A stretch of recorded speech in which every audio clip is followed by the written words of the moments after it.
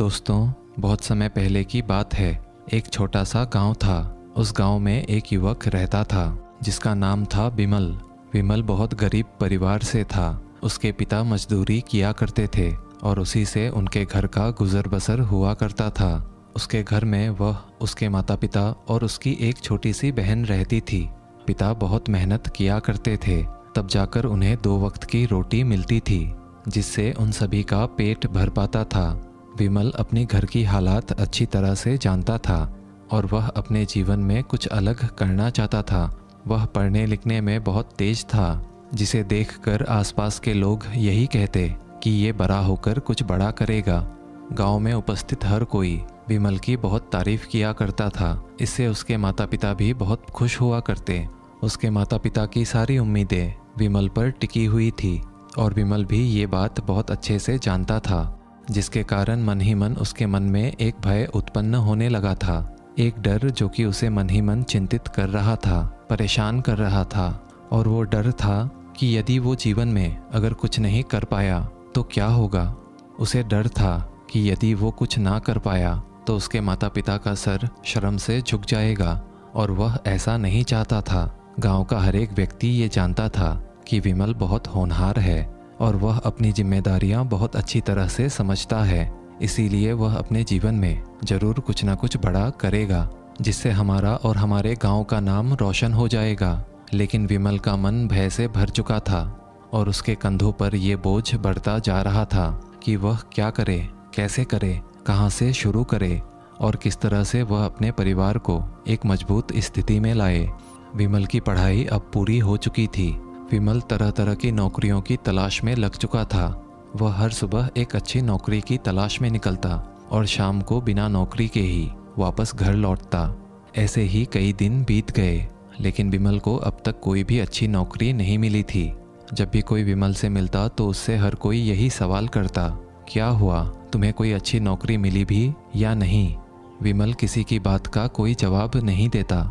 वो मन ही मन ये सोचा करता कि मैं क्या करूं, कैसे करूं, कहां से शुरू करूं। एक दिन वो नौकरी की तलाश में सुबह सुबह ही घर से निकल गया। उसने कई जगह पर प्रयास किए, लेकिन कोई भी उसे काम देने को तैयार नहीं था। वो अपने जीवन में बहुत निराश हो चुका था, हताश हो चुका था, मन ही मन टूट चुका था। उसे ये समझ नहीं आ रहा था कि मैं कहाँ जाऊँ। अगर घर जाता हूँ तो माता पिता मुझसे एक बार फिर पूछेंगे, क्या हुआ बेटा, तुम्हें नौकरी मिली। और इस बार मैं उन्हें निराश नहीं करना चाहता, मैं उनका दिल नहीं दुखाना चाहता। यही सोचता हुआ वो रास्ते में एक पेड़ के नीचे बैठ गया और फूट फूट कर रोने लगा। तभी वहाँ से एक बौद्ध भिक्षु गुजर रहे थे। उन्होंने विमल को देखा और उससे कहा, क्या बात है बेटे, तुम रो क्यों रहे हो, तुम्हारी क्या समस्या है। इस पर विमल अपनी सारी समस्या बौद्ध भिक्षु को बता देता है।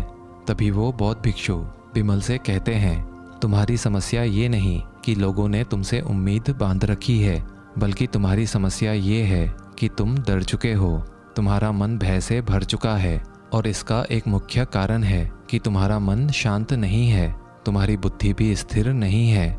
इसीलिए तुम अब तक जीवन में कुछ भी हासिल नहीं कर पाए। तभी विमल उन बौद्ध भिक्षु से कहता है, हे महाराज, मुझे कोई ऐसा उपाय बताइए, मुझे कोई ऐसा मार्ग दिखाइए जिससे मैं अपने और अपने घर वालों के उम्मीदों पर खरा उतर सकूं, मैं अपने सपनों को पूरा कर सकूं। तभी वो बौद्ध भिक्षु विमल से कहते हैं, बेटे, मैं आज तुम्हें ऐसे 4 बातें बताने जा रहा हूं, जिन्हें अगर तुमने अपने जीवन में उतार लिया तो अवश्य ही तुम अपने जीवन में कुछ अच्छा कार्य जरूर कर पाओगे। जो तुम चाहते हो उसे तुम हासिल कर पाओगे। लेकिन उसके लिए तुम्हें इन 4 बातों को ध्यानपूर्वक सुनना और समझना होगा और इन्हें अपने जीवन में उतारना होगा। तभी विमल उन बौद्ध भिक्षु से कहता है, महाराज, आप मुझे बताइए तो सही, वो कौन सी 4 बातें हैं। तभी वो बौद्ध भिक्षु विमल से पहली बात बताते हुए कहते हैं, जुड़ाव। हम ना चाहते हुए भी अपने आप को कई चीज़ों से जोड़ के रखते हैं, जो चीज़ें हमारे हाथों में नहीं है, जिन पर हमारा कोई नियंत्रण नहीं है, उन्हें भी हम अपने नियंत्रण में रखना चाहते हैं।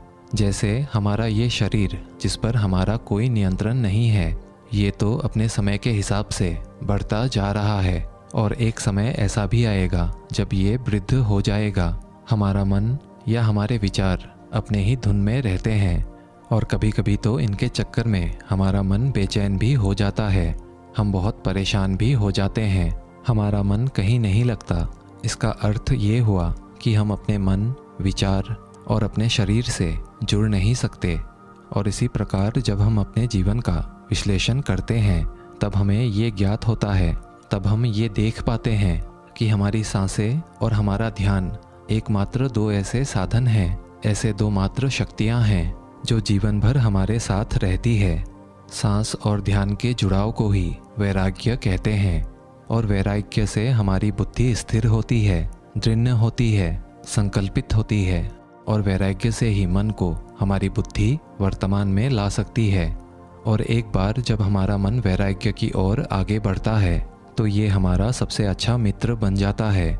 और इसके बाद ये हमारे लिए खुद ब खुद रास्ते तैयार करता है, हमारे मंजिल तक पहुंचने के लिए ये हमारी मदद करता है। और अगर ये मन तुम्हारा मित्र बन गया तो उसके बाद तुम अपने जीवन में जो भी लक्ष्य पाना चाहो उसे बड़ी सरलता से पा सकते हो, क्योंकि ये मन तुम्हारे लिए उस मंजिल तक पहुंचने का खुद ब खुद रास्ता तैयार कर देगा और ये तुम्हारी हर मोड़ पर मदद भी करेगा। आगे वो बौद्ध भिक्षु बिमल को दूसरी बात बताते हुए कहते हैं, हमारे जीवन में दुख से ही सुंदरता पैदा होती है। जैसे तुमने देखा होगा कि सड़ी हुई खाद से ही पेड़ पर मीठे फल उपजते हैं, वैसे ही जब तक एक इंसान दुख और पीड़ा को सहन ना करे, उससे ना होकर गुजरे, तब तक वह अपने अच्छे समय की कदर नहीं कर पाता। ठीक उसी प्रकार पीड़ा और दुख के बाद ही इंसान अपने जीवन में अच्छे पलों को अर्जित करना चाहता है और अपने जीवन को अच्छा बनाने के लिए वो हर मुमकिन कोशिश में जुट जाता है। बड़ी वेदना और शांति के बाद ही इंसान अपने मन पर काबू कर पाता है। जब सिद्धार्थ ने भी ये महसूस किया कि दुख और मृत्यु जीवन का निहित हिस्सा है, तब उनमें सत्य जानने की प्रेरणा जगी और इसका सत्य जानने के लिए उन्होंने अपना सब कुछ त्याग दिया। दोस्तों, ठीक इसी प्रकार अगर मैंने भी अपने जीवन में दुख और निराशा का अनुभव नहीं किया होता तो शायद आप सभी के लिए इस तरह की वीडियो मैं ना बना पाता, क्योंकि मेरे अंदर भी वो समझ विकसित ना हो पाती और ना ही आपके लिए इस तरह की वीडियोस बन पाती। इसीलिए आप सभी से मैं हमेशा कहता हूँ कि दुख से दूर मत भागो, दुख को अपनाओ, अपने दुखों को समझो, उनका सामना करो, अपनी सांस, विचार और भावनाओं पर ध्यान दो। ध्यान देकर खुद ही अपने दुखों का कारण समझो। जब हम जीवन में दुखों का सामना करते हैं तभी हम इस बात को समझ पाते हैं कि आखिर इस दुख का क्या कारण है। तभी हम ये जान पाते हैं कि अभी इस पल में ना होना ही दुख का कारण है। इसीलिए हमेशा वर्तमान में रहना सीखो, इस पल में रहना सीखो, क्योंकि यही पल सबसे ज़्यादा महत्वपूर्ण है। यही पल आपका भविष्य भी तय करता है। इस पल में जो आप निर्णय लेंगे वही आपका भविष्य में निर्माण भी करेगा। और इस पल में रहने के लिए हमें एक चुस्त मन और जागरूक शरीर चाहिए। और इसके लिए आपको अपने आप पर ध्यान देना होगा, अपने कार्यों पर ध्यान देना होगा। दिन भर आप क्या करते हैं, एक से एक छोटी चीज़ों पर आपका ध्यान होना आवश्यक है। तभी आप इस पल को समझ पाएंगे, इस पल को जी पाएंगे और वर्तमान का आनंद ले पाएंगे। आगे वो बौद्ध भिक्षु बिमल से कहते हैं कि केवल मज़े के लिए काम करना हमारे मन को कमज़ोर करता है।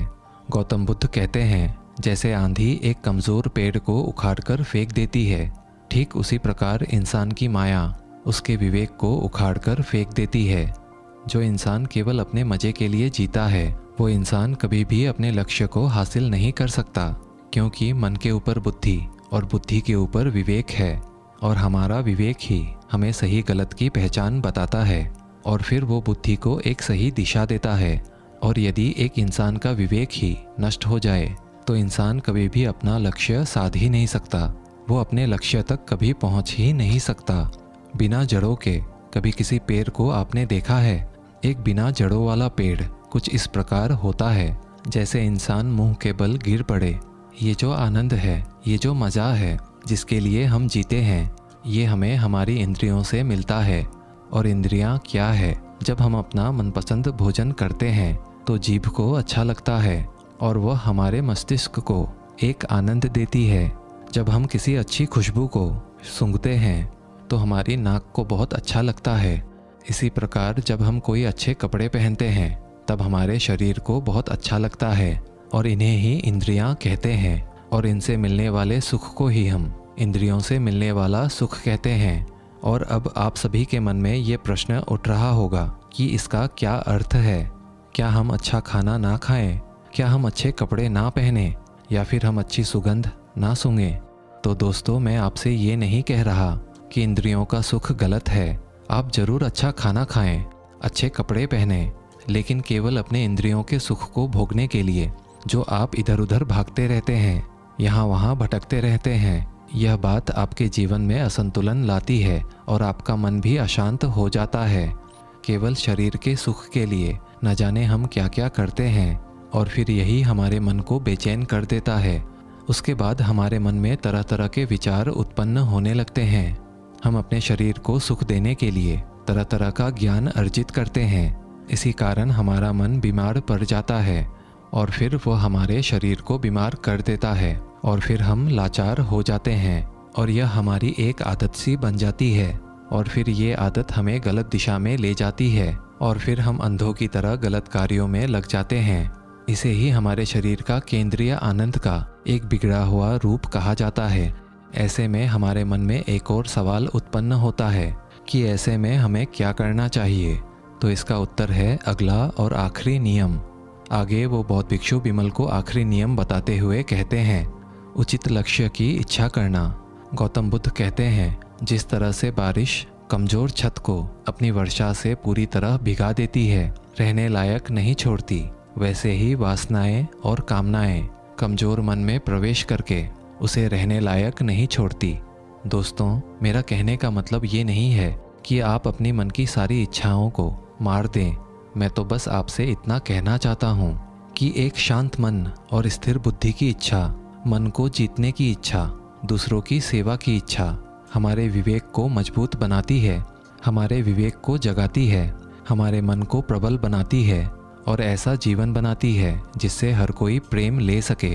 अब यहाँ पर आप सभी के मन में एक और प्रश्न उठ रहा होगा कि हम स्थिर मन के लिए क्या करें। तो दोस्तों, महात्मा बुद्ध कहते हैं कि मन में उचित लक्ष्य बनाकर रखने से हम मन के भटकने से बच जाते हैं।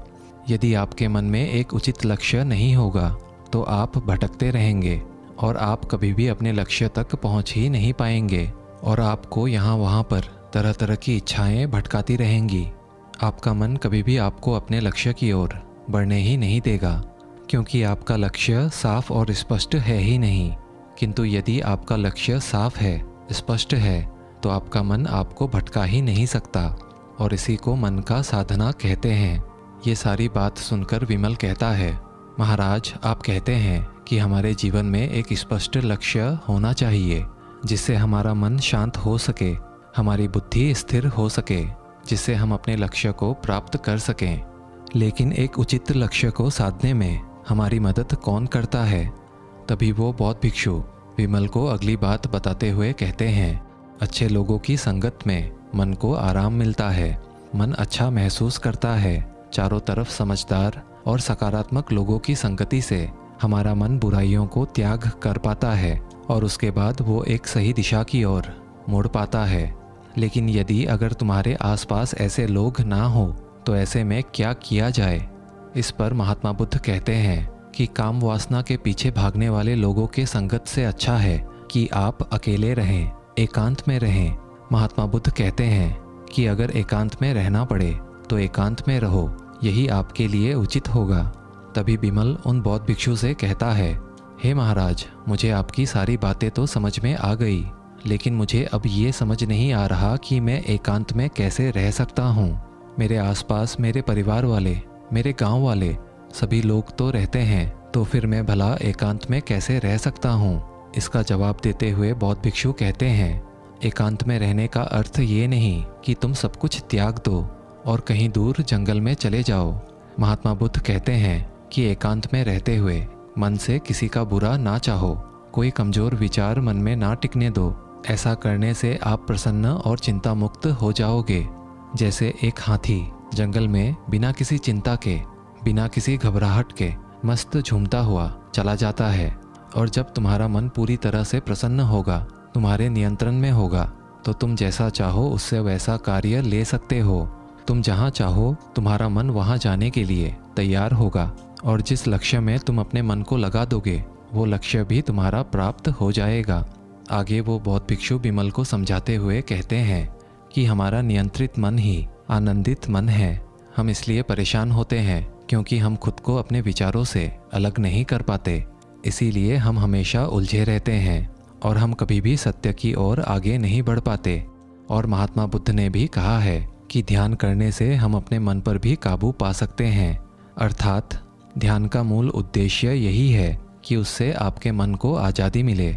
आप ध्यान करने से अपने मन को आज़ाद कर सकते हैं, अपने आप को स्वतंत्रित कर सकते हैं। इतना कहकर वो बौद्ध भिक्षु शांत हो जाते हैं। अब बिमल को भी ये सारी बातें अच्छी तरह से समझ में आ चुकी थी।